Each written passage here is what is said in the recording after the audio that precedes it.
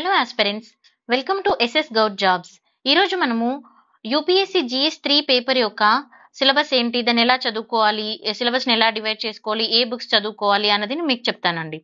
Okay, so first topic చూసినప్పుడు మనకి Indian economy. ఓకేనా? సో ఇండియన్ ఎకానమీలో ఏ టాపిక్స్ చదవాలి, ఏ టాపిక్స్ని ఎలా చదువుకోవాలి, రిఫరెన్స్ బుక్స్ ఏంటి ఫస్ట్ చూద్దాం. సో ఫస్ట్ టాపిక్ వచ్చేసి Indian economy and issues relating to planning, mobilization of the resources, growth, development and employment అన్నాం. సో ఇప్పుడు ఈ టాపిక్ ని మనం మెయిన్ గా ఎలా డివైడ్ చేసుకోవాలి, ఎలా చదువుకోవాలి అని అంటే, ఇక్కడ చూడండి మనకి టాపిక్ ఏంటి, ఇండియన్ ఎకానమీ. ఎకానమీలో ఉన్న ఇండియన్ ఎకానమీలో ఉన్న ఫస్ట్ ఇష్యూస్ ఏంటి, ఇష్యూస్ కూడా దేనికి అడుగుతుండో రిలేటెడ్ గా మనకు ప్లానింగ్ రిలేటెడ్ ఇష్యూస్ ఏమున్నాయి, mobilization of resources related issues ఏమున్నాయి, గ్రోత్ రిలేటెడ్ ఇష్యూస్ ఏమున్నాయి, ఓకేనా, డెవలప్మెంట్ అండ్ ఎంప్లాయ్మెంట్. సో వీటి యొక్క ఇష్యూస్ ఏమున్నాయని మనం ఇక్కడ క్వశ్చన్ మనకు టాపిక్ అనేది అడుగుతున్నాం. సో ఈ టాపిక్ ని మనం బేసిక్ టాపిక్స్, ఇలా టాపిక్స్ వచ్చినప్పుడు మనం మెయిన్ గా దాని బేసిక్ కాన్సెప్ట్ అనేది క్లియర్ గా ఉండాలి మనకి. ఓకేనా? ఇండియన్ ఎకానమీ యొక్క బేసిక్ టాపిక్స్ మనకు క్లియర్ ఎప్పుడు వస్తుంది అని అంటే, మనకి NCERT books macro economy book అని ఉంటుంది 12th క్లాస్. ఇది చదువుకుంటే మనకి ఒక బేసిక్ కాన్సెప్ట్ అయితే క్లియర్ గా ఉంటుంది. ఓకేనా? సో ఇందులో కూడా మనకు అన్ని చాప్టర్స్ అవసరం లేదు, ఇంపార్టెంట్ చాప్టర్స్ అయితే చదువుకోవాలి. ఫస్ట్ చూసుకుంటే ఏంటి, introduction, money and banking, income determination, the government అంటే ఏముంటుంది అక్కడ, budget and economy and open economy, micro economics and మన నేషనల్ ఇన్కమ్ అకౌంటింగ్స్. ఇవి మనకి మెయిన్ ఇంపార్టెంట్ టాపిక్స్. ఇవి మనం ఎన్షార్ట్ లో చదువుకుంటే మీకు ఏంటంటే బేసిక్ కాన్సెప్ట్ అనేది ఇక్కడ క్లియర్ గా ఉంటుంది. ఓకేనా? అండ్ అదర్ టాపిక్స్ కూడా మనం కొన్ని రిలేటెడ్ గా 11th క్లాస్ ఎన్షార్టీలో ఉంటాయి. బట్ 11th క్లాస్ ఎన్షార్టీ మనకి ఇంపార్టెంట్ కాదు, బట్ బేసిక్ అండర్స్టాండింగ్ కోసం కొన్ని టాపిక్స్, ఇంపార్టెంట్ టాపిక్స్ చదువుకోవచ్చు. ఓకేనా? Indian economic development. Okay, next ఇప్పుడు ఇంక ఇక్కడ తీసుకున్నప్పుడు మనకి ఇండియన్ ఎకానమీ రిలేటెడ్ టాపిక్స్ వచ్చినప్పుడు మనము యోజన కూడా మనకి యూజ్ అవుతుంది ఇక్కడ. Okay, 9 some part of Kurukshetra కూడా మనకి ఇక్కడ యూజ్ అవుతుంది. సో ఇప్పుడు చూద్దాం అసలు సిలబస్ ని మనం ఎలా అప్డేట్ చేసుకోవాలి. ఇక్కడ మనకి ఏమన్నాడు, ప్లానింగ్ అన్నాడు, మొబిలైజేషన్ అన్నాడు. సో మనం ఇప్పుడు ఆ టాపిక్ ని ఎలా చదువుకోవాలి, దాన్ని ఎలా అప్డేట్ చేసుకోవాలనేది చూద్దాం. సో ఫస్ట్ టాపిక్ మనం ప్లానింగ్ తీసుకుంటాం. మనకి సిలబస్ లో ప్లానింగ్ మెన్షన్ చేశారు కదా, సో ప్లానింగ్ తీసుకుంటే, సో ఇప్పుడు చూడండి అసలు ప్లానింగ్ అంటే, ఫస్ట్ ప్లానింగ్ అంటే ఏంటి, దాని యొక్క మెయిన్ ఆబ్జెక్టివ్ ఏంటి. ఓకేనా? ప్లానింగ్ మళ్ళీ సెంట్రలైజ్డ్ ప్లానింగ్, డీసెంట్రలైజ్డ్, ఈ రెండు మనం గుర్తుపెట్టుకోవాలి. ఓకేనా? సెంట్రలైజ్డ్ అంటే ఏంటి మరి, అది చూసుకోవాలి. And at the same time decentralized, so రెండు విధాలుగా చూసుకోవాలి. So centralized and decentralized. And current ఇంకా నెక్స్ట్, ఇప్పుడు మనకు ప్లానింగ్ అనేది రీజనల్ లెవెల్లో చేస్తున్నారా, అర్బన్ లెవెల్లో చేస్తున్నారా, రీజనల్ లెవెల్ చేస్తే ఏ విధంగా ఉంది, అర్బన్ లెవెల్లో ఏ విధంగా ఉంది. ఓకేనా? Next development of during 5 years plan. మనకి ఎవ్రీ 5 year ప్లాన్ ఉంటుంది కదా, సో 5 year ప్లాన్ లో ఎలా ఉంది. ఓకే, ఇప్పుడు వచ్చేసి మనకి ఏంటి ప్లానింగ్ మనకి ఇప్పుడు ఏ విధంగా, ఇప్పుడు ఏంటి నీతి ఆయోగ్ కదా, సో అది చూసుకోవాలి ఏ విధంగా ఉంది, మనకి ప్లానింగ్ అనేది ఏ విధంగా ఇంక్లూడ్ చేస్తున్నారు, అండ్ కరెంట్ సినారియో అనేది కూడా ఏ విధంగా ఉంది అనేది చూసుకోవాలి మనం. ఓకేనా? సో అంటే ఇప్పుడు మనకు ప్రీవియస్ గా ఏ విధంగా ఉంది అండ్ ఇప్పుడు ఏ విధంగా ఉంది కూడా క్లియర్ గా మనం చూసుకోవాలి. కరెంట్ సినారియో అనేది మనకి చాలా చాలా ఇంపార్టెంట్ ఇక్కడ. ఓకే, నెక్స్ట్ డెవలప్మెంట్ చూడండి. డెవలప్మెంట్ తీసుకుంటే మనం ఏ విధంగా చదువుకోవాలి, డెవలప్మెంట్ తీసుకున్నప్పుడు సెక్టార్ వైజ్ డెవలప్మెంట్ అంటే మనకు ఫస్ట్ మనకు 3 సెక్టర్స్ ఉన్నాయి కదా, primary, secondary and territory. So ఈ 3 సెక్టర్స్ గురించి రిలేటెడ్ గా మనం క్లియర్ గా డెవలప్మెంట్ అనేది ఏ విధంగా ఉంది అనేది చదువుకోవాలి. అండ్ దాని రిలేటెడ్ పాలసీస్ ఏమైనా ఉన్నాయా, లేకపోతే ఇంకా మెజర్స్ ఏం తీసుకుంటుంది గవర్నమెంట్, ఓకేనా, తర్వాత అచీవ్మెంట్స్ ఏమున్నాయి అనేది మనం క్లియర్ గా చదువుకొని దీని మీద మనం షార్ట్ నోట్స్ చేసుకుంటే ఏంటంటే మీకు ఫైనల్లో రివిజన్ కూడా ఈజీగా ఉంటుంది. సో ఒక్కొక్క టాపిక్ చదువుకునేటప్పుడు దాని యొక్క మెయిన్ ఆబ్జెక్టివ్, అది ఏ విధంగా డెవలప్ అవుతుంది సెంట్రల్ లో, స్టేట్ లో, అలా మనం క్లియర్ గా కూడా చూసుకోవాలి. అండ్ రీజనల్ లెవెల్ ఏ విధంగా ఉంది, అర్బన్ లెవెల్ ఏ విధంగా ఉంది, అండ్ దాని రిలేటెడ్ పాలసీస్ ఏంటి, అచీవ్మెంట్స్ ఏమున్నాయి, కరెంట్ సినారియో రిలేటెడ్ న్యూస్ ఏముంది చూసుకోవాలి. ఓకే, ఇది ఫస్ట్ టాపిక్. మరి సెకండ్ టాపిక్ చూద్దాం. టాపిక్ 2 చూసినప్పుడు ఇక్కడ మనకి inclusive growth and issues arising from it. అసలు ఇంక్లూసివ్ గ్రోత్ అంటే ఏంటి ఫస్ట్ ఆఫ్ ఆల్ అది చూసుకోవాలి. అండ్ గ్రోత్ కి ఇష్యూస్ ఏమున్నాయి, ఇప్పుడు గ్రోత్ మనకి కావాలి ఏంటిది, మనకి ఎకనామిక్ డెవలప్మెంట్. గ్రోత్ అంటే ఏంటిది, economic development. So economic development కావాలి అని అంటే మనకి ఏం కావాలి, ఏమవుతున్నది, ఇష్యూస్ ఏమొస్తున్నాయి అని మనం ఇక్కడ మెయిన్ గా అడుగుతున్నారు. సో ఇష్యూస్ మనం ఎలా చదువుకోవాలి, మెయిన్ గా ఇక్కడ ఈ టాపిక్స్ వచ్చేసి మనకు బేసిక్ కాన్సెప్ట్ అనేది బుక్స్ నుంచి నేర్చుకుంటాం. ఓకేనా? ఆ తర్వాత మనము దీనికి కరెంట్ అఫైర్స్, మనకి ఇప్పుడు రీసెంట్ ఉన్న కరెంట్ అఫైర్స్ ఏంటి, ఇష్యూస్ ఏంటి అనేది మనం క్లియర్ గా చూసుకోవాలి. ఓకే, అండ్ దీనికి మనం యోజన కూడా చదువుకోవచ్చు. ఓకేనా? తర్వాత యోజన కూడా మనకి ఇక్కడ చాలా యూస్ఫుల్ అవుతుంది. అండ్ విజన్ డాక్యుమెంట్ కూడా మనకి ఇక్కడ యూస్ఫుల్ అవుతుంది. ఓకే, ఇప్పుడు ఈ టాపిక్ చదువుకున్నప్పుడు మనం ఎలా అని అంటే, దాని యొక్క డెఫినేషన్ ఏంటి, దాని కాన్సెప్ట్ ఏముంది, ఓకేనా, కరెంట్ అఫైర్స్ ఇష్యూ అంటే కరెంట్ అఫైర్స్ లో మనకి రిలేటెడ్ గా ఏమైనా న్యూస్ ఉందా, అండ్ మనం ఎలా అచీవ్ అవుతాం, ఇప్పుడు ఇంక్లూసివ్ గ్రోత్ అనేది ఎలా అచీవ్ అవ్వాలి అనేది కూడా మనం చూసుకోవాలి. దాని ఇష్యూస్ రిలేటెడ్ గా ఏమేమి ఉన్నాయి అనేది క్లియర్ గా చదువుకోవాలి. ఇప్పుడు చూడండి మనకి ఇక్కడ ప్రీవియస్ ఇయర్ క్వశ్చన్ ఉంది ఒకటి 2016 లో. ఏమడిగాడు question, challenges and inclusive growth in for inclusive growth ఉన్న ఛాలెంజెస్ ఏంటి అని అడిగాడు. సో ఇలా మనకి ప్రతి ఇయర్ క్వశ్చన్ అయితే ఉంటుంది. టాపిక్ అనేది ఇంపార్టెంట్, మీరు ఒకసారి మంచిగా చూసుకోండి. ఓకేనా. నెక్స్ట్ టాపిక్ చూద్దాం. నెక్స్ట్ టాపిక్ వచ్చేసి మనకి గవర్నమెంట్ బడ్జెట్. అందరికీ తెలిసిన విషయమే బడ్జెట్ అంటే. సో బడ్జెట్ చదువుకున్నప్పుడు సెక్టార్ రిలేటెడ్ గా మనం బాగా జాగ్రత్తగా చదువుకోవాలి. సో బడ్జెట్ లో ఫస్ట్ మనకి ఏంటి definition, meaning and constitutional provisions, taxes, ఇవి మనకు ప్రిలిమ్స్ వైజ్ గా కూడా కొంచెం యూజ్ అయితే చూసుకోండి. అండ్ మెయిన్ ఇంపార్టెంట్ వచ్చేసి మెయిన్ ఫ్యూచర్స్ ఏంటి, ఇప్పుడు రీసెంట్ బడ్జెట్ లో ఉన్న మెయిన్ ఫ్యూచర్స్ ఏంటి, అండ్ స్కీమ్స్ ఏమేమి అనౌన్స్ చేశారు, అండ్ డెఫిసిట్ ఏ విధంగా ఉంది, జిఎస్టీ ఏంటి, ఓకేనా, తర్వాత రెవెన్యూ ఎక్స్పెండిచర్ ఏ విధంగా ఉన్నాయి, కాన్సెప్ట్ అండ్ టెర్మినాలజీస్ ఏ విధంగా ఉన్నాయి, తర్వాత డెఫిసిట్ ఫినాన్సింగ్ డ్యూరింగ్ మనకి ఏ విధంగా ఉంటుంది అనేది చూసుకోవాలి. అండ్ దీంతో పాటు మనం ఇంకా చదువుకోవాల్సింది ఏంది, ఎకనామిక్ సర్వే అండ్ బడ్జెట్ రెండు కూడా మనకి ఇంపార్టెంట్. ఈ రెండు మనం క్లియర్ గా చదువుకోవాలి. మెయిన్ ఫ్యాక్టర్స్ మీద ఫోకస్ చేసుకొని చదువుకుంటే సరిపోతుంది. నాట్ కంప్లీట్ గా ప్రతి పాయింట్ మనకి నెంబర్స్ అన్ని గుర్తుపెట్టుకోవాలి అవసరం లేదు. ఏమేమి ఉంది ఇంపార్టెంట్ ఏరియాస్ అనేది చదువుకోవాలి. ఈ ఏరియాస్ ని మీరు క్లియర్ గా చదువుకుంటే మీకు ఒక ఐడియా వస్తుంది. ఓకేనా. నెక్స్ట్ చాప్టర్ వచ్చేసి మనకి ఏంటి ఇక్కడ అగ్రికల్చర్ రిలేటెడ్ గా చదువుకున్నప్పుడు ఇలా చదువుకోవాలి. ఫస్ట్ చూడండి, ఇక్కడ మనకి టాపిక్స్ ఏమి ఇచ్చాడు, major crops, cropping pattern in the various part of the country అన్నాడు. అసలు క్వశ్చన్ చూడండి, ఇక్కడ మనకి టాపిక్ చూడండి, మేజర్ క్రాప్స్ ఏమున్నవి, ఓకేనా, and cropping patterns in various part of the country. Cropping patterns అంటే ఏంటి, మనకి ఖరీఫ్ రబీ వస్తాయి కదా. సో ఇవి క్రాపింగ్ ప్యాటర్న్స్ మనకు డిఫరెంట్ ఏరియాలో డిఫరెంట్ విధంగా ఉంది ఇప్పుడు ఇండియాలోని. సో ఏమున్నాయి క్రాపింగ్ ప్యాటర్న్స్ ఏమున్నాయి, అండ్ మేజర్ క్రాప్స్ ఏ ఏరియాలో ఏ క్రాప్స్ ఎక్కువ పండిస్తున్నారు, వాటికి గ్రోత్ ఏ విధంగా ఉంది, ఓకేనా. సో అలా చూసుకోవాలి. Next different types of irrigation facilities అనేది ఏ విధంగా ఉంది, ఇరిగేషన్ సిస్టమ్ అనేది ఏ విధంగా ఉంది, ఓకేనా, స్టోరేజ్ ఏ విధంగా ఉంది. ఇప్పుడు మనకు చూడండి, కొన్ని ఏరియాలో ఇరిగేషన్ సిస్టమ్ తీసుకుంటే వాటర్ ఫెసిలిటీ అనేది చాలా బాగుంటుంది, కొన్ని ఏరియాలో ఉండదు. సో అప్పుడు ఎలా ఉంటుంది. సో ఇవి అంటే మనకు డిఫరెంట్ టైప్స్ ఏ విధంగా ఉన్నాయి. ఇప్పుడు మనకు సౌత్ ఇండియాలో, నార్త్ ఇండియాలో, సౌత్ నార్త్ ఈస్ట్ వెస్ట్ తీసుకున్నప్పుడు మనకి డిఫరెంట్ ఏరియాలో డిఫరెంట్ టైప్ గా ఉంటుంది. సో అవేంటి కూడా చూసుకోవాలి మనం. ఓకేనా. Next transport. ఇప్పుడు మనం పంట పండించిన తర్వాత ట్రాన్స్పోర్ట్ చేయాలా, మార్కెటింగ్ కావాలి కదా. సో అగ్రికల్చర్ ప్రొడ్యూస్ కి సో ఇప్పుడు పంట పండించిన వరకు ఒకటి అయితే దాని మార్కెటింగ్ అండ్ ప్రొడ్యూసింగ్ ఇంకో ఇష్యూ అవుతుంది. కొన్నిసార్లు ఏమైతుంది, పంట పండినాక కూడా చాలా రోజుల వరకు దాన్ని అమ్మడానికి పోకపోవడము, లేకపోతే దానికి సరైన గిట్టుబాటు ధర లేకపోవడం, దాన్ని అలా పెట్టుకోవడము. సో ఇంకా డిఫరెంట్ టైప్స్ ఆఫ్ ఇష్యూస్ ఉన్నాయి. లేకపోతే సరైన వాళ్ళకి రైతులు ఎవరైతే ఉంటారో వాళ్ళకి సరైన ధర అనేది రాకపోవడం. సో ఇలా కొన్ని ఉంటాయి. సో అప్పుడు గవర్నమెంట్ ఏం చేస్తుంది, అండ్ ట్రాన్స్పోర్టేషన్ ఫెసిలిటీస్ ఏం ప్రొవైడ్ చేస్తుంది, దాని మార్కెటింగ్ అనేది ఏ విధంగా ఉంది, దానికి రిలేటెడ్ కన్స్ట్రెంట్స్ ఏమున్నాయని చూసుకోవాలి. అండ్ ఈ టెక్నాలజీ ఏ విధంగా ఉంది ఫార్మర్స్ కి. అంటే ఈ టెక్నాలజీ అంటే ఇప్పుడు మనం చూడండి, ఇప్పుడు మనం ఇంతకు ముందు ఏదైనా తెలుసుకోవాలి అని అంటే జనరల్ గా అయితే మనకు అన్ని ఏమంటారు, ఒక పర్సన్ వచ్చి చెప్పడము, లేకపోతే మన ఆఫీస్కి వెళ్ళి చేసుకోవడం అలా ఉంది. బట్ ఇప్పుడు ఈ టెక్నాలజీ వచ్చింది. సో ఏ విధంగా యూజ్ అవుతుంది అనేది కూడా చూసుకోవాలి. And next overlapping the syllabus. ఇక్కడ నేను ఓవర్లాపింగ్ ఎందుకని అంటున్నామంటే, ఇప్పుడు మనకి అగ్రికల్చర్ టాపిక్ అనేది జాగ్రఫీలో వస్తుంది, సైన్స్ అండ్ టెక్ లో కూడా వస్తుంది మనకి. సో సిలబస్ ని మనం ఓవర్లాప్ కాకుండా చూసుకొని ఒక ఏరియాలో కవర్ అయిన టాపిక్ ఇంకో ఏరియాలో ఏ విధంగా అడుగుతున్నాడు అనేది కొంచెం క్లారిటీ తెచ్చుకుంటే సరిపోతుంది. ప్రతి దాన్ని క్లియర్ గా డెప్త్ గా వెళ్ళాల్సిన అవసరం లేదు. ఎంత రిలేటెడ్ ఇంపార్టెంటో అంత చూసుకుంటే సరిపోతుంది. తర్వాత ఎగ్జాంపుల్స్ చూసుకోవాలి. కరెంట్ అఫైర్స్ లో మనకి న్యూస్ లో ఏమున్నవి అనేవి ఎగ్జాంపుల్స్, కరెంట్ అఫైర్స్ లో ఇష్యూస్ ఏమున్నవి, కరెంట్ అఫైర్స్ లో ఏమైనా క్రాప్స్ వచ్చినాయా, తర్వాత ఇప్పుడు మన అగ్రికల్చర్ గురించి తీసుకున్నప్పుడు డిఫరెంట్ టైప్స్ వస్తూనే ఉంటాయి కదా మనకి. సో వాటి ఎఫిషియన్సీ ఏ విధంగా ఉంది, మైక్రో ఇరిగేషన్ ఏ విధంగా ఉంది అనేది చూసుకోవాలి. చూడండి ఇప్పుడు క్వశ్చన్ చూడండి, ఇక్కడ వాటర్ యూజ్ ఎఫిషియన్సీ అని అన్నాడు question. So water use in irrigation topic, and micro irrigation అని అన్నాడు. The role of micro irrigation అని గురించి డిస్క్రైబ్ చేయమని అడిగాడు. సో ఇలా క్వశ్చన్స్ అడుగుతాడు అన్నట్టుగా, అప్పుడు మనం చూసుకోవాలి. ఓకేనా.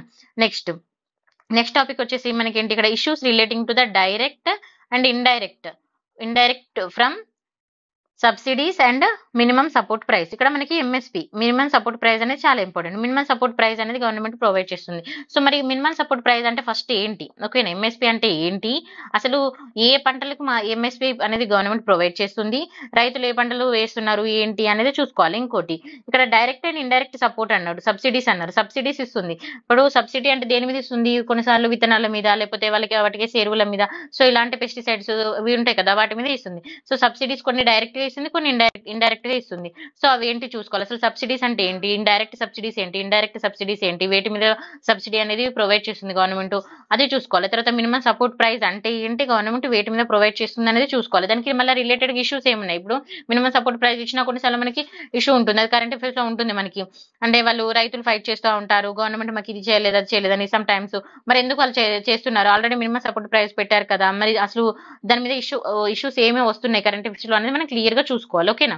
నెక్స్ట్ బేసిక్ కాన్సెప్ట్ అనేది క్లియర్ గా చూసుకోవాలి. Next public distribution system. Public distribution system తీసుకున్నప్పుడు ఏ విధంగా ఉంది, దాని యొక్క ఆబ్జెక్టివ్స్ ఏంటి, ఫంక్షన్స్ ఏంటి, ఓకేనా, అండ్ రీవాంపింగ్ ఏ విధంగా ఉంది, ఎగ్జాంపుల్స్ కూడా చూసుకోవాలి మనం.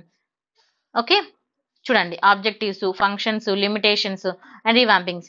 ఎగ్జాంపుల్స్ తీసుకుంటే అంటే ఇప్పుడు మనకి గవర్నమెంట్ ఇప్పుడు స్టేట్స్ ఉన్నాయి, స్టేట్స్ ఏ విధంగా దాని మీద వర్క్ చేస్తున్నవి అనేది కూడా చూసుకోవాలి. మనం ఈ టాపిక్ రిలేటెడ్ గా తీసుకున్నప్పుడు ఇక్కడ మనకు యోజన అండ్ కరెంట్ అఫైర్స్ అయితే యూజ్ అవుతుందండి. ఓకేనా.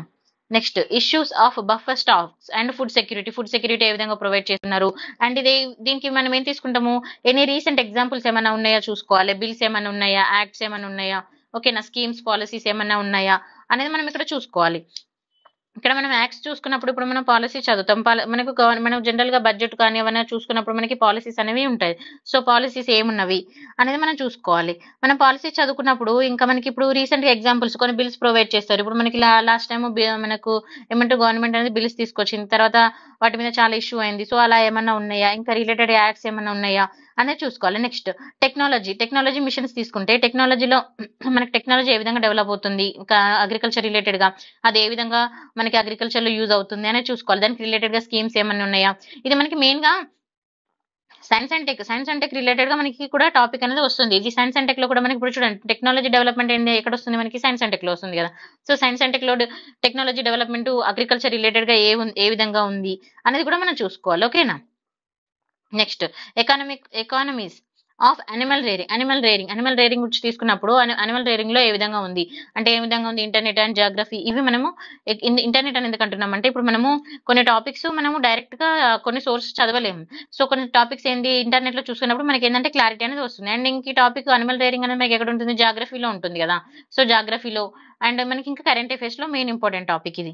ఓకేనా. ఇప్పుడు చూడండి ఇక్కడ 2015 లో ఒక క్వశ్చన్ అనేది ప్రొవైడ్ చేయడం జరిగింది. మనకేంటి చూడండి, livestock rearing has been a big potential for providing a non farm employment and income in rural areas అని అన్నాడు. ఇక్కడ చూడు లైవ్ స్టాక్ రేరింగ్ అనేది ఇక్కడ కొంతమందికి ఏమవుతుంది, జీవనాధారం అవుతుంది. ఓకేనా, అది నాన్ ఫార్మ్ ఎంప్లాయ్మెంట్ అవుతుంది అండ్ ఇన్కమ్ అనేది ప్రొవైడ్ చేస్తుంది. అది ఏ విధంగా ఉంది, అది ఎలా అని మనకు ఇక్కడ క్వశ్చన్ అనేది అడుగుతుండు. ఇది వచ్చేసి ఏ సెక్టర్ కింద వస్తుంది, మనం ఇవి చూసుకోవాలి. చూసుకుంటే మనకు క్లారిటీ అనేది వస్తుంది. ఇంకొకటి చూడండి, సబ్సిడీ రిలేటెడ్ గా 2013 లో మన క్వశ్చన్ అడిగారు. క్వశ్చన్ చూడండి ఇక్కడ, what are the different types of agriculture subsidies given to farmers at the national and state level అన్నాడు. అసలు సబ్సిడీ అంటే ఏంటి, different types of agriculture subsidies ఏముంటవి, ఫార్మర్స్ ఇచ్చేవి, నేషనల్ లెవెల్లో ఏమున్నాయి, స్టేట్ లెవెల్లో ఏమున్నాయి అనేది మన క్వశ్చన్ అడుగుతుంది. ఇంకా క్వశ్చన్ చూడండి, క్రిటికల్లీ అనలైజ్, ఇక్కడ ఏమంటుండే, critically analyse the agriculture subsidy and reference distortion created by it. ఇక్కడ మనకి మెయిన్ ఏంటి ఇక్కడ question, different types of agriculture subsidies ఏంటి అనేది question. And given to farmers, ఎవరికి ఇస్తున్నాం ఇవి, మనం ఫార్మర్ కి ఇస్తున్నాం, national level, state level. So ఈ విధంగా మనం ఫోకస్ చేసుకోవాలి చదువుకునేటప్పుడు. నెక్స్ట్ క్వశ్చన్ చూడండి, 2013 లో కూడా మన క్వశ్చన్ వచ్చింది ఫుడ్ సెక్యూరిటీ బిల్ మీద. సో ఇలా ఏమైనా రిలేటెడ్ ఇష్యూస్ ఏమైనా ఉన్నాయో చూసుకోవాలి. ఓకేనా. నెక్స్ట్ టాపిక్ వచ్చేసి మనకి చూడండి food processing and related industries in India. Food processing ఏంటి, రిలేటెడ్ ఇండస్ట్రీస్ ఏమున్నవి, ఓకేనా. ఫుడ్ ప్రాసెసింగ్ లో తీసుకున్నప్పుడు మెయిన్ గా స్కోప్ ఏంటి, దాని యొక్క మెయిన్ స్కోప్ ఏంటి, దాని యొక్క సిగ్నిఫికెంట్, దాని యొక్క ఇంపార్టెన్స్ ఏంటి అన్నట్టుగా. తర్వాత లొకేషన్స్ ఎక్కడ ఉన్నవి, ఓకేనా, up streams and down streams requirements ఏమున్నవి, తర్వాత సప్లై చైన్ మేనేజ్మెంట్, ఇవి ఇంపార్టెంట్. సో వీటి మీద మనం క్లియర్ గా చదువుకోవాలి. అండ్ రిలేటెడ్ స్కీమ్స్ ఏమైనా ఉన్నాయా అలా కూడా చూసుకోవాలి. ఓకేనా. మనం 2015 లో చూసుకుంటే మనకి ఇక్కడ క్వశ్చన్ అడిగాడు సప్లై చైన్ మేనేజ్మెంట్ మీద. సో ఇలాంటివి మనం చాలా జాగ్రత్తగా చూసుకొని చదువుకోవాలి. ఓకేనా. నెక్స్ట్ టాపిక్ వచ్చేసి మనకి ల్యాండ్ రిఫార్మ్స్. ఇది చాలా చాలా ఇంపార్టెంట్ టాపిక్. మనము విజన్ హ్యాండ్ అవుట్ చదువుకోవచ్చు దీనిలో. ఇంకా మీరు మామూలుగా లేకపోతే నితిన్ సింఘానియా బుక్ కూడా చదువుకోవచ్చు. మనం ఇండియన్ ఎకానమీకి చాలా డిఫరెంట్ బుక్స్ అయితే అవైలబుల్ గానే ఉన్నాయి. శ్రీరామ్ ఎకానమీ కానీ ఇప్పుడు నితిన్ సింఘానియా బుక్ అయితే చాలా బాగుందని అంటే చాలా మంది చెప్తున్నారు. సో రిఫర్ చేయాలనుకుంటే చేయొచ్చు. అండ్ ప్రీ పాయింట్ ఆఫ్ వ్యూలో అయితే మృణాల్ సార్ లెక్చర్స్ అయితే చూడొచ్చు అండ్ హ్యాంగ్ అవుట్ కూడా చూడొచ్చు. అండ్ మనకు మెయిన్స్ పాయింట్ ఆఫ్ వ్యూలో అయితే శ్రీరామ్ ఎకానమీ కానీ లేదా ఇండియన్ ఎకానమీ మన నితిన్ సింఘానియా ఉంటుంది, అది కూడా చూసుకోవచ్చు. ఓకేనా. సో నెక్స్ట్ టాపిక్ వచ్చేసి మనకి ల్యాండ్ రిఫార్మ్స్ తీసుకున్నప్పుడు మనం ఎలా చదువుకోవాలి మన ల్యాండ్ రిఫార్మ్స్ ని అని అంటే, ఇక్కడ ఫస్ట్ హిస్టరీ ఏముంది, దానికి ఒక బ్యాక్గ్రౌండ్ ఏ విధంగా ఉంది, అండ్ కరెంట్ అఫైర్స్ రిలేటెడ్ గా న్యూస్ ఏమన్నా ఉన్నాయా, అండ్ దాని ఎగ్జాంపుల్స్ అనేది క్లియర్ గా చదువుకోవాలి. ఓకేనా. నెక్స్ట్ ఇక్కడ చూడండి మనకు 2016 లో క్వశ్చన్ అడిగాడు. నేను జస్ట్ కొన్ని క్వశ్చన్స్ అక్కడక్కడ తీసుకున్నాను. ఇంకా ఇప్పుడు 17, 18, 19, 20 లో కూడా క్వశ్చన్స్ ఉన్నాయి, అవి కూడా మీరు చూసుకోవాలి. ఓకేనా. అగ్రికల్చర్ డెవలప్మెంట్ ఏ విధంగా ఉంది, land reforms in agriculture development. Land reforms తర్వాత మనకి అగ్రికల్చర్ డెవలప్మెంట్ ఏ విధంగా ఉంది, అగ్రికల్చర్ మెయిన్ గా అగ్రికల్చర్ డెవలప్మెంట్ లో ల్యాండ్ రిఫార్మ్స్ యొక్క రోల్ ఏంటి అని మన క్వశ్చన్ అడుగుతున్నాడు. సో ఇప్పుడు అసలు ల్యాండ్ రిఫార్మ్స్ అంటే ఏంది, అవి ఎందుకు వచ్చాయి, అది ఏ విధంగా డెవలప్ అయింది, కరెంట్ అఫైర్స్ దానికి రిలేటెడ్ ఏమైనా ఉన్నాయా అని మనం క్లియర్ గా చూసుకోవాలి. ఓకేనా. నెక్స్ట్ టాపిక్ చూడండి, లిబరలైజేషన్ ఆఫ్ ద ఎకానమీ. ఓకేనా, effect of the liberalisation of economy అన్నాడు. సో లిబరలైజేషన్ అంటే ఏంటి ఫస్ట్ మనం చూసుకోవాలి. లిబరలైజేషన్ ఏంటి, అది ఎకానమీ మీద ఏ విధంగా ఎఫెక్ట్ చూపిస్తుంది, and changes in industrial policies లో ఏ విధమైన చేంజెస్ అనేవి వచ్చాయి, and effect of industrial growth ఏ విధంగా ఎఫెక్ట్ అవుతుంది అనేది చూసుకోవాలి. దీనికి మెయిన్ గా ఈ టాపిక్స్ మనకు మెయిన్ గా తీసుకుంటే బేసిక్స్ అనేది మనము 11th క్లాస్ ఎన్సీఆర్టీ నుంచి చదువుకోవచ్చు, అండ్ నితిన్ సింగ్ అనేది కూడా చదువుకోవచ్చు. మనకి చాలా బాగుంటుంది బుక్ అయితే. తర్వాత కరెంట్ అఫైర్స్ కూడా దీనికి చాలా చాలా ఇంపార్టెంట్. ఓకేనా. సో నేను ఒక ప్రీవియస్ ఇయర్ క్వశ్చన్ కూడా పెట్టాను చూడండి, ఇక్కడ లిబరలైజేషన్ మీద క్వశ్చన్ అడిగాడు. ఓకే. నెక్స్ట్ టాపిక్ 9 ఇన్ఫ్రాస్ట్రక్చర్ గురించి అడుగుతున్నాడు. ఇన్ఫ్రాస్ట్రక్చర్ అంటే ఏంది, ఇన్ఫ్రాస్ట్రక్చర్ వచ్చేసి మనకు సైన్స్ అండ్ టెక్ లో కూడా ఇంపార్టెంట్ టాపిక్. ఇన్ఫ్రాస్ట్రక్చర్ తీసుకున్నప్పుడు energy, ports, roads, airports, railways ఇవి మనకి ఇంపార్టెంట్. సో ఈ టాపిక్ చదువుకునేటప్పుడు ఏంటంటే మనము ప్రతి టాపిక్ ని సపరేట్ గా ప్రిపేర్ చేసుకోవాలి. ఒక టాపిక్ మీద సపరేట్ గా చదువుకోవాలి, సపరేట్ నోట్స్ ప్రిపేర్ చేసుకోవాలి. ఓకేనా. మళ్ళీ సక్సెస్ అండ్ ఫెయిలియర్, ఎన్ని ప్రాజెక్టులు సక్సెస్ అయినవి, ఎన్ని ప్రాజెక్టులు ఫెయిల్యూర్ అయినవి, ఎందుకు అంటే ఇప్పుడు ఫెయిల్ అవడానికి రీజన్ ఉంటుంది, సక్సెస్ అవడానికి కూడా ఉంటుంది, అది కూడా ఒకసారి చూసుకోవాలి. తర్వాత ఫ్యూచర్స్ ఆఫ్ మెయిన్ ప్రాజెక్ట్, ఇది ఇంపార్టెంట్. ఇప్పుడు ఫెయిల్యూర్ అయింది, సక్సెస్ అయినాయి, అది ఎందుకు అనకంటే దాని మెయిన్ ఒక ఫ్యూచర్స్ ఏమున్నాయి, దాని స్కీమ్స్ రిలేటెడ్ ఏమున్నవి అనేది మనం చూసుకోవాలి. అండ్ ప్రాస్ అండ్ కాన్సిక్వెన్సెస్ కూడా ఏ విధంగా ఉన్నవి, ఇంకా మోడల్స్ దానికి ఏ రిలేటెడ్ ఏ మోడల్స్ ప్రొవైడ్ చేశారు అనేది చూసుకోవాలి. ఇక్కడ చూడండి మనకి 2013 లో ఒక క్వశ్చన్ అడిగాడు, adaptation of the PPP model అని. ఇది మనకి 2022 లో కూడా మనకి పీపీపీ మోడల్ మీద క్వశ్చన్ ఉంటుంది, చూడండి ఒకసారి. నెక్స్ట్ 2010 లో కూడా క్వశ్చన్ అడిగారు. సో ఈ టాపిక్ ఏంటంటే మనం క్లియర్ గా అంటే ఒక్కొక్క టాపిక్ ని చదువుకొని దాని మీద నోట్స్ అనేది చేసుకుంటే 1-2 పేజెస్ మీకు చాలా యూస్ఫుల్ గా ఉంటుంది. నెక్స్ట్ ఇన్వెస్ట్మెంట్ మోడల్స్ అంటే ఏంటి మనం చూసుకోవాలి. ఫస్ట్ అసలు ఇన్వెస్ట్మెంట్ మోడల్స్ అంటే ఏంటి, ఇప్పుడు ఎఫ్డిఐ ఉంది, ఎఫ్డిఐ క్వశ్చన్ చూడండి, ఇక్కడ 2014 లో క్వశ్చన్ అడిగారు. FDI in defence sectors is it now set of the liberalised and what influence this is expected to have the Indian defence and economy in the long run అన్నాడు. So చూసుకోవాలి మనకి అసలు investment models ఏమున్నాయని చూసుకోవాలి. ఇంకా 2016 లో కూడా question అడిగాడు. Mostly every year question ఉండే ఛాన్స్ అయితే ఉంటుంది, ఒకసారి చూసుకోవాలి. నెక్స్ట్ టాపిక్ చూడండి, సైన్స్ అండ్ టెక్నాలజీ తీసుకుంటే మనకు చాలా ఇంపార్టెంట్ టాపిక్. ఈ టాపిక్ తీసుకున్నప్పుడు అసలు డెవలప్మెంట్ అనేది ఏ విధంగా ఉంది మనకి, అండ్ మెయిన్ అప్లికేషన్స్ అనేవి ఏంటి, సైన్స్ అండ్ టెక్నాలజీ అప్లికేషన్స్ ఏమున్నవి, ఎఫెక్ట్ ఆఫ్ ఎవ్రీడే లైఫ్, మన ప్రతిరోజు జీవితంలో సైన్స్ అండ్ టెక్నాలజీ ఏ విధంగా ఎఫెక్ట్ చూపిస్తుందని చూసుకోవాలి. అండ్ రీసెంట్ డెవలప్మెంట్స్ ఏమున్నాయని 1 ఇయర్ కరెంట్ అఫైర్స్ అయితే మనం ఖచ్చితంగా మనం ఎప్పుడు మన మైండ్ లో పెట్టుకోవాలి. 1 ఇయర్ కరెంట్ అఫైర్స్ ఇక్కడ చాలా చాలా చాలా ఇంపార్టెంట్. ఓకేనా. ఇక్కడ చూడండి ఒక క్వశ్చన్ చూడండి, ఇక్కడ చూడు, fixed dose drug combination of FDCs and merits and demerits అన్నాడు. ఇప్పుడు మన కోవిడ్ టైంలో కూడా మనకి డ్రగ్స్ గురించి క్వశ్చన్ అడిగాడు. సో ఇంకా 3D ప్రింటింగ్ టెక్నాలజీ, ఇప్పుడు 5G ఉంది. సో అలా మనకి ఇంకేమైనా ఉన్నాయా అనేది మనం చూసుకోవాలి. And at the same time మనకు డిసీజెస్ ఇలా కొంచెం టెక్నాలజీ పరంగా ఏ విధంగా ఉంది అనేది కూడా చూసుకోవాలి. And at the same time biotics, antibiotics and GPS ఇవి మనకి ఇప్పుడు ఇంపార్టెంట్ ఏరియాస్ కదా, ఈ ఏరియాస్ మీద మనం ఫోకస్ చేసుకోవాలి. చూడండి 2014 లో, 15 లో, 13 లో ఎవ్రీ ఇయర్ క్వశ్చన్ ఉంటుంది. 22 లో మనకి every year science and tech మీద క్వశ్చన్స్ ఉంటాయి. ఈ ఏరియా మీద క్వశ్చన్స్ నేను మీకు చూపిస్తున్నాను ఇప్పుడు. ఓకేనా. నెక్స్ట్ సైన్స్ అండ్ టెక్ లో మళ్ళీ నెక్స్ట్ టాపిక్ ఏంటి మనకి ఇక్కడ, achievements of the Indians in science and టెక్నాలజీలో ఇండియా ఏం అచీవ్ చేసిందని అడుగుతున్నాడు. And indigenous of technologies and development of new technology, ఈ అచీవ్మెంట్స్ ఏమున్నవి, అండ్ ఇండిజినస్ టెక్నాలజీ మన లోకల్ గా మనం సొంతగా తయారు చేసుకున్న టెక్నాలజీ ఏముంది, ఓకేనా, అండ్ దాని డెవలప్మెంట్ ఏ విధంగా ఉంది, న్యూ టెక్నాలజీ ఏ విధంగా ఉందని మనకి ఇక్కడ టాపిక్ అయితే ఇచ్చాడు. ఇప్పుడు దీన్ని ఎలా చదువుకోవాలి, మనకు ఫస్ట్ చదువుకునేటప్పుడు achievements in Indians in science and technology మన ఇండియన్స్ అచీవ్మెంట్స్ ఏమున్నవి, మనం ఏమేమి అచీవ్ చేసాము, అండ్ రిలేటెడ్ గా న్యూస్ కరెంట్ అఫైర్స్ వస్తూ ఉంటాయి కదా, సో అవి చూసుకోవాలి. లైక్ ఇస్రో కానీ ఇలాంటివి కూడా ఉంటాయి కదా, సో అలాంటివి మనం చూసుకోవాలి. ఇంకా ఇండిజినైజేషన్ అంటే మన ఇండియాలోనే మనం తయారు చేసుకుంది కూడా, అండ్ మన ఇండియాలో ఉన్న టెక్నాలజీ ఏంటి, అది ఏ విధంగా డెవలప్ అవుతుంది, న్యూ టెక్నాలజీ మనం ఏం అడాప్ట్ చేసుకున్నాము, అది ఏ విధంగా డెవలప్ అవుతుంది, దానిలో ఏమైనా ఇష్యూస్ ఉన్నాయా, అవి కూడా మనం చూసుకోవాలి.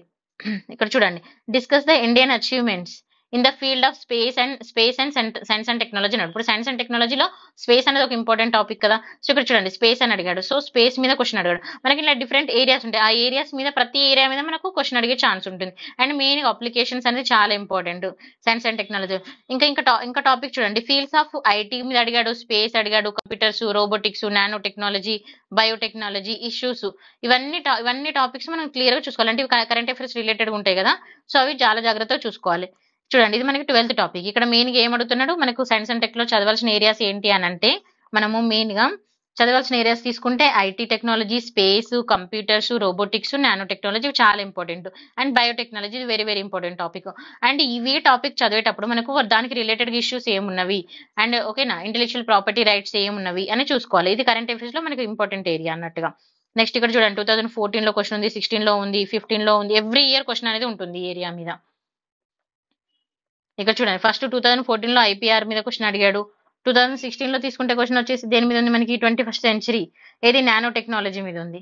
అండ్ 2015లో రోబోటిక్స్ మీద ఉంది. అంటే జనరల్ గా మన కరెంట్ అఫైర్స్ ఇష్యూ మీద క్వశ్చన్ వచ్చే ఛాన్స్ ఎక్కువగా ఉంటుంది. అది ఒకసారి చూసుకోవాలి. నెక్స్ట్ టాపిక్ చూద్దాం. నెక్స్ట్ టాపిక్ తీసుకుంటే conservation, environmental pollution, degradation and environmental impact and assessment. ఇదేంటి, ఎన్వైరన్మెంట్ టాపిక్ మనకి. సో ఎన్వైరన్మెంట్ చదువుకున్నప్పుడు మనము మెయిన్ గా ఏ టాపిక్స్ ఎక్కువ చదువుకోవాలి. ఎన్వైరన్మెంట్ లో ఏంటంటే మనకి బేసిక్ కాన్సెప్ట్ అనేది చాలా important. Sections of ecology and environment. ఇది మనకి 12th క్లాస్ బయాలజీ ఒకసారి చూసుకుంటే మీకు ఒక బేసిక్ అండర్స్టాండింగ్ అయితే వస్తుంది. అదంతా నాకు వద్దు అనుకున్న వాళ్ళు మీరు జనరల్ గా శంకరయ్య చదువుకున్న కూడా మీకు క్లారిటీ ఉంటుంది. అండ్ మెయిన్ గా ఇక్కడ మనకి current affairs and PYQs very very important. ఎందుకంటే పీవైక్యూస్ చదువుకుంటే మీకు ఒక అనలైజేషన్ వస్తుంది. అనలైజ్ చేసుకున్న తర్వాత ఏ ఏరియా చదువుకోవాలి, ఎలా చదువుకోవాలని ఒక క్లారిటీ అయితే వస్తుంది. ఓకేనా. Next overlaps the Geography and science అన్నాం. ఇక్కడ చూడండి మనకి ఎన్వైరన్మెంట్, నేను మీకు ఫస్ట్ జిఎస్ పేపర్ 1లో కూడా చెప్పాను ఎన్వైరన్మెంట్ టాపిక్స్ ఉన్నాయని అక్కడ. సో ఇది మీకు ఎన్వైరన్మెంట్ లో కూడా రిపీట్ అవుతుందని చెప్పాను. సో ఒక దగ్గర మీరు క్లారిటీగా చదువుకుంటే మీకు క్లారిటీ అయితే సరిపోతుంది. మీరు రెండు ఏరియాలో డిఫరెంట్ గా ఉంటుందని అలా ఏం చూసుకోవద్దు. ఓవర్లాప్ అయిన టాపిక్స్ ని ఒకసారి చదువుకుంటే సరిపోతుంది. ఏ టాపిక్ అయితే కవర్ అవ్వట్లేదో దాన్ని మీరు వేరే ఏరియాలో కవర్ చేసుకోవాలి. ఓకేనా. ఇక్కడ చూడండి ప్రతి ఇయర్ మనకి ఎన్వైరన్మెంట్ మీద క్వశ్చన్ అనేది ఉంటుంది ఈ టాపిక్ నుంచి. Next disaster and disaster management. ఇది చాలా ఇంపార్టెంట్. ఇది కూడా మనకి ఎవ్రీ ఇయర్ క్వశ్చన్ కూడా ఉంటుంది. సో మెయిన్ గా డిజాస్టర్ అండ్ డిజాస్టర్ మేనేజ్మెంట్ కి మనం చదువుకోవాల్సింది ఏఆర్సీ రిపోర్ట్ అండి. ఇది ఒక 30 pages ఉంటుంది అప్రాక్స్ గా. సో ఈ 30 pages చదివితే ఇట్స్ మోర్ దెన్ ఎనఫ్ అన్నట్టు. సో ఈ 30 pages చదువుకోండి. కరెంట్ అఫైర్స్ ఇక్కడ మనకి మెయిన్ ఇంపార్టెంట్ రోల్. ఎందుకంటే కరెంట్ అఫైర్స్ లో వచ్చిన టాపిక్ మీదనే మనకి చాలా పర్సెంట్ అంటే 90% క్వశ్చన్ మనకి కరెంట్ అఫైర్స్ ఏరియా నుంచి అడిగే ఛాన్స్ అయితే ఉంటుంది.